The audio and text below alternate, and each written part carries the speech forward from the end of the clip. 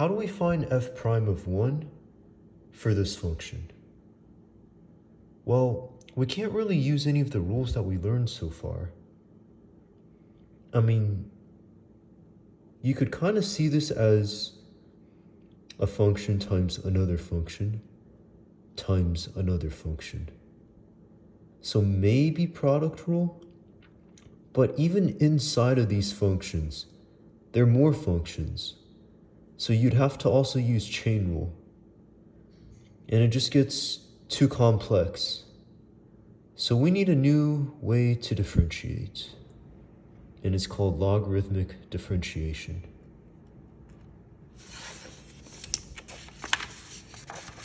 Okay, so I am going to copy this. I'm going to say y is equal to square root of x times e to the power of x squared times x squared plus 1 cubed.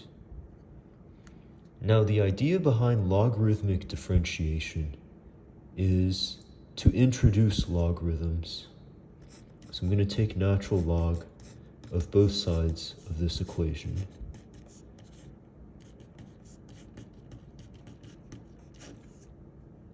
You'll see why I'm doing this in a second. But with natural logs,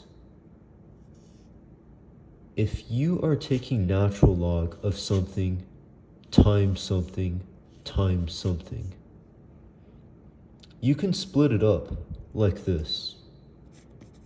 So natural log of root x plus natural log of e to the power of x squared plus natural log of this. Okay, I'm just going to copy this real quick. Yeah, natural log of y. All right. And we can actually simplify the right-hand side of this equation a little bit more. How do we do that?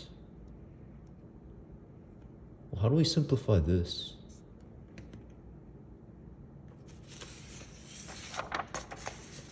Okay, so square root of x is the same thing as x to the power of 1/2.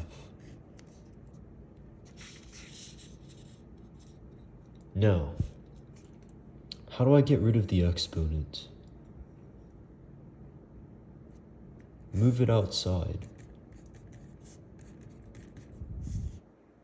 Okay, so this is the same thing as 1/2 times natural log of x.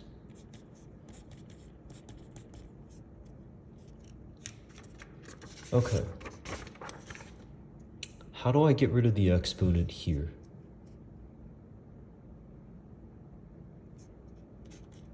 Move it outside.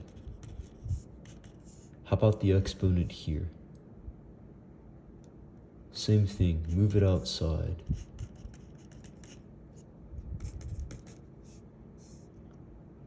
Okay, and we can actually simplify the right-hand side a little bit further. What can we simplify?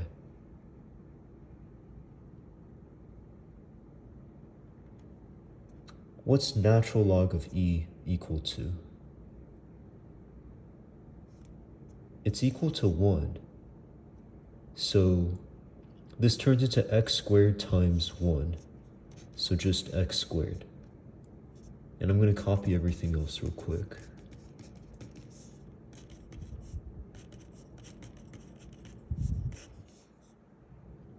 Okay. Now the reason why we took natural log of both sides of our initial equation was because if we apply implicit differentiation to this equation that we get after simplifying all this, applying implicit differentiation can help you find dy dx, and it's not that difficult because we can look at the derivatives of these individually.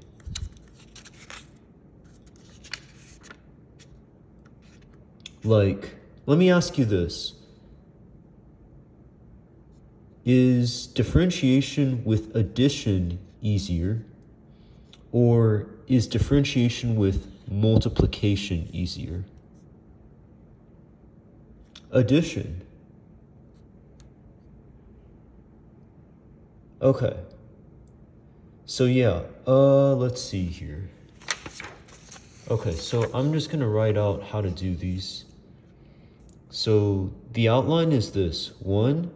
First step is to take natural log of both sides of the equation. So that's what we did right here. And then we simplified. So step 2 would be to simplify. Step 3 would be to apply implicit differentiation.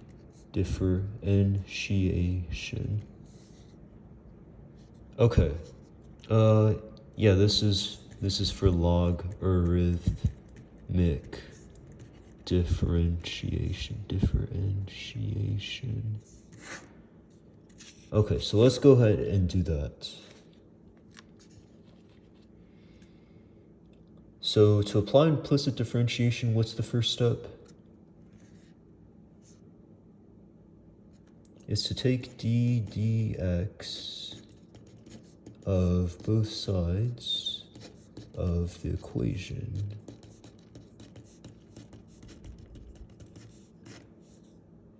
What's d dx of natural log of y? It's going to be 1 over y dy dx. Okay, and what's d dx of 1/2 natural log x?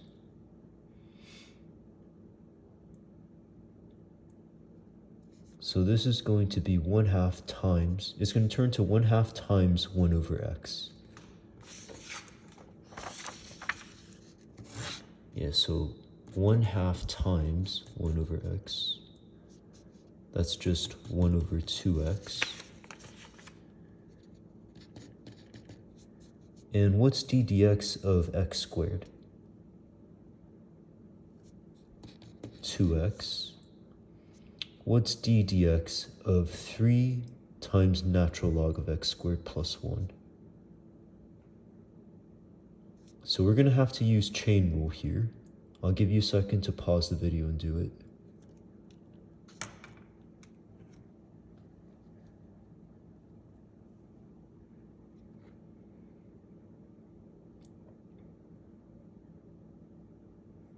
Okay, what did you get? So it's going to be plus 3, and then derivative of natural log. You have to do. So it's going to be 3 times. Here, let me write it over here real quick. So we had 3 times. Hang on.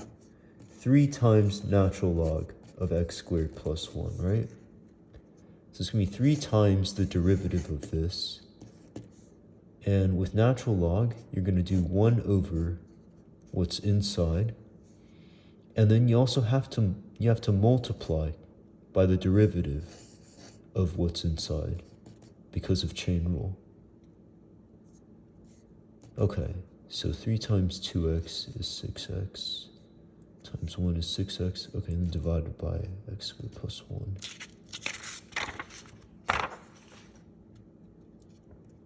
But yeah, so 3, I already put the 3 over sign, so yeah, 3 times 1 over this is the same thing as 3 over this. 3 over x squared plus 1, and then times 2x from here. Okay. So we've got, okay, I'll just simplify this real quick.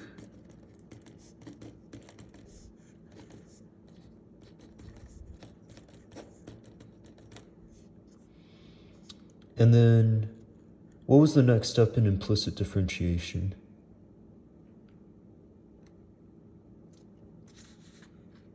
You need to get dy dx by itself. So how do I do that? Multiply both sides of the equation by y.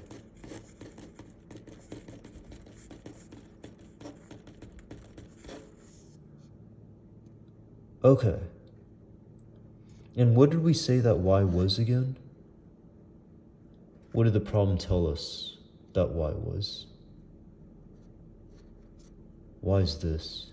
So let's go ahead and change it to that.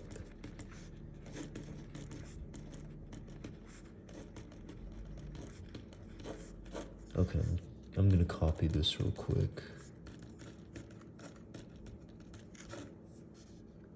All right. So from here, they want us to find f prime of 1. So to find f prime of 1, what do I need to do here? I need to plug in 1.